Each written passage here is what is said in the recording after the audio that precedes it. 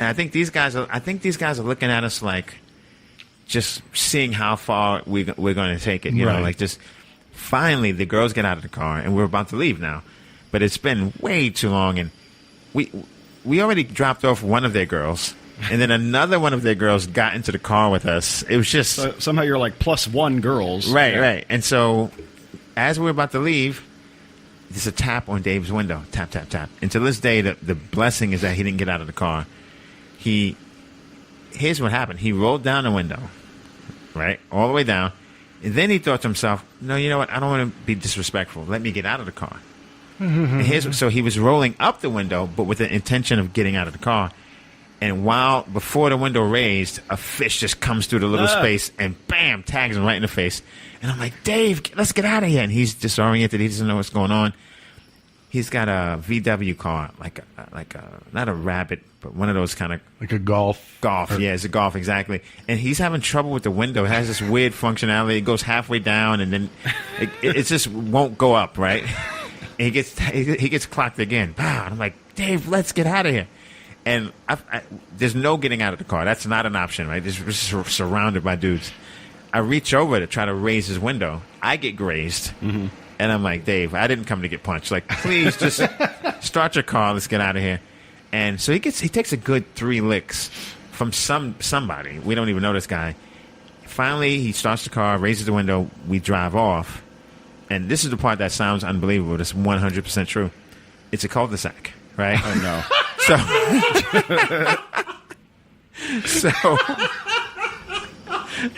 So we spin around, and I go, Dave, don't stop. Just floor it. Like, you're justified here. It's on them to get out of the way. Yeah, you've been hit 3 times. Yeah. But the girl who he was friendly with, she felt bad. She's running to the car, like, to flag us down after we made the UE. And I don't know why, just talk through the window, right? But he rolls the window down again. He's learned nothing. Nothing, right? Rolls the window down, and she's like, I'm so sorry, Dave. And this is nighttime, by the way, so this is why some of this is happening. So while she's apologizing, someone else creeps up, punches him again in the face again. And then with that, he finally raises the window, and we get out of there. I think we should go. 4 punches? I don't think so. And David Cow is, he may have gained a little weight, but he's the tiniest person. Like he shouldn't like punch me, don't punch Dave. Like Dave he's maybe 130 pounds, 140 pounds maybe.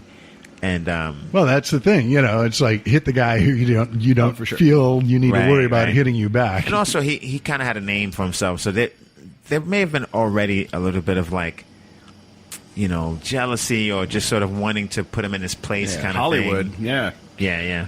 Our last guest actually is he was Mormon, and his brother went on a Mormon mission in South Africa and got like hit with a tire iron and mugged. They're hitting Mormons down there. Did he get killed? Or? Nah, he's all right. Oh, shit. He's still Mormon. Yeah, well, so relatively all right. Yeah, Joe Berg. Don't feel bad, Dave. Like, they're jacking Mormons down there. Joe Berg is crazy. There's like barbed wire everywhere, and everything is electrically sealed. But even still in Joburg, I jumped in someone's car I didn't know.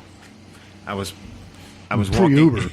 Yeah, I was walking to the mart. Something. I was walking to the mart, and some guy was like, I saw you at the show last night. Where you going? I just hopped in. I've done that 3 times, and luckily nothing. I did it in England, I did it in South Africa, and I did it in Chicago. You said you're not a drinker? No, I'm not. We're in Chicago. People always say that. That's a drinker thing to do. Yeah. In Chicago, I feel like we hopped into the car somewhere like in the main downtown-y area, but he took us, I'm sure it was the south side, because he took us to get some chicken. There's some guy, he's like, I know where you get some tasty bird. And we're like, bet. And we just hopped in. And he took it to this, it was a fried chicken place, like, maybe this wasn't the name, but I feel like it was called Mama's. You know what I mean? It was really, and yeah, it was good. No menu, just sort of ordered. It was really solid. Yeah. No, that's, the one thing, and I'm originally from Chicago, so that's why, and I've been living out here, 18 years, but so I know things have changed, bullets weren't flying as much right when I lived there, although every time I've been back to visit, I hear more gunshots here in LA than I did in Chicago going back to visit now. But I remember years ago when I was still living there, and I was going to pick up a friend of mine who was going to University of Chicago. So I had to go down to Hyde Park, down to the south side. Right. Missed my exit off of Lakeshore Drive. And so I just saw a gas station at the next exit. I pull out, off the drive and into the gas station. Turn the car off, start walking up to the 3-inch thick bulletproof glass surrounded booth. And as I'm still like 20 feet away, the woman in the booth just gets on the mic and goes, "You lost." And it was one of those things where it's like, this isn't an antagonistic thing. She's just I know what's happening. And if you don't, you're about to. And I just said, "Yes, I am. And this is where I need to go." And she, really nice, gave me directions, said, "And you got about 10 minutes till sunset. So you best be on your way." Nice. I remember getting directions. Remember that before Google? A simpler time. You had to talk to people? Yeah, it's crazy. It's a weird world. I was thinking earlier about, how headphones used to be the universal sign of "don't talk to me." Oh, yeah. If you're doing public transportation or walking down the street, if the headphones are in, don't bother me. Exactly. And now, it's... if it's someone asking for directions, I don't mind. You're lost, I'll help. But Jesus, all the religious freaks, panhandlers, what have you? People don't care. Yeah, doesn't matter because I think they realized one day they woke up and said, a lot of these people are wearing headphones. We can no longer respect the headphones clause. I can't just not talk to people. I mean. Yeah, people don't care. It's interesting you say about bullets. When I was in South Africa, I was doing a show at this casino. Most of the shows are in casinos. And Joburg, it's tough, like you said, a Mormon who got hit with a tire iron. But I just said to them, hey, I was like, how many people here know more than 5 people who have been shot? And I think one person raised their hand. Only one. And I was like, man, that's crazy. Because I know, I know probably over 40 people. Over 40 people have been shot. Yeah. Just from being from Brooklyn. Like, I was going to say, forget our names. Right. Like, when I say no, some of them are not really friends, but just like names, at least first name, I could tell you 40 people. Name them. I know, right? Go. We've got about a half an hour. And so what's tougher, Joburg or Brooklyn, right? At the end of the day. Right. So. Yeah, it's crazy, man. I think with a lot of people who travel, if you travel, things, and you understand that the whole idea behind the "when in Rome" cliche, right? What works in Joburg isn't going to work on the south side of Chicago necessarily, and what works on the south side of Chicago may not work on the north side, and that goes like both from material on stage to just the way you carry yourself, in your day to day. But, you hear so many people like, oh, yeah, Chicago, it's crazy. There's bullets everywhere. There's 58 people are getting shot every weekday. And, and it's like there are certain things that, it's a dangerous world. And, sometimes if it's time to get your ticket punched, it's time. It doesn't matter what. Exactly. But you can avoid certain things by not being an idiot. If you're a white guy, maybe you don't want to be in South Central, unless you're with people who, can vouch. Nah, he's cool, whatever. And that's not, South Central, but it's like, no, it's, I used to love going to the track in Inglewood, before they closed it down. And it's like, no, everyone's cool with you as long as you know your place and you don't, come in. I am the white conqueror, It's like, whatever. Refer you to the legal precedent set in the case, starting shit v. being shit. Well, and not to like throw it all on, on the African American community, because Canaryville, the Irish neighborhood on the south side of Chicago where a lot of cops and firefighters live. And also a lot of Irish gangsters, That must and it's be where where Shameless is supposed to take place or something like that. Yeah. Sure, Shameless. I love that show. Here in L.A., I was looking for a restaurant in Thai Town. And, people from L.A., you think Armenia, you think Glendale. That's where Armenians live. But in Hollywood, there's a little Armenia. That's where I live. Mm-hmm. Okay? And it's, I don't know, I guess it's older because definitely like Glendale is a second Armenian. Yeah, right? not a lot of Armenian residents, but still a lot of auto shops. Right, Yeah. right. And I was looking for this. It was a long time ago. I was looking for Ty Elvis, who used to. Palms Ty. Yeah, I don't know. Is Ty Elvis still around? I don't know. I know because Palms Ty used to be And then it in like a moved. little strip This mall, is and then before they it moved. moved It was when it was- closer to the freeway. Right, right. And I know he was still performing at the new location Right. as of a few years ago, but Okay. he was pretty old. He was pretty then, old. That's why so, I'm asking. yeah. So Ty Elvis is a Thai guy who was an Elvis impersonator, and he was pretty famous in L.A. And I was looking for the Palms when it used to be in that strip place. First time I ever went. But we went like 2 blocks past it, and we were like, "Are we in the right place?" And I walked in this like fish place or something. It was an Armenian place, and like, oh my god, like I've never felt in like in more peril than this. I walked in, there was like some sort of mob meeting going on, and It's like there's no music playing, but still the needle skips across the record when you walk in. right, exactly, and every head turned to me, and I was like. Hey, you know what? I think I'm in the wrong place. I'm sorry, guys. And they're like, no. Come in. What do you want?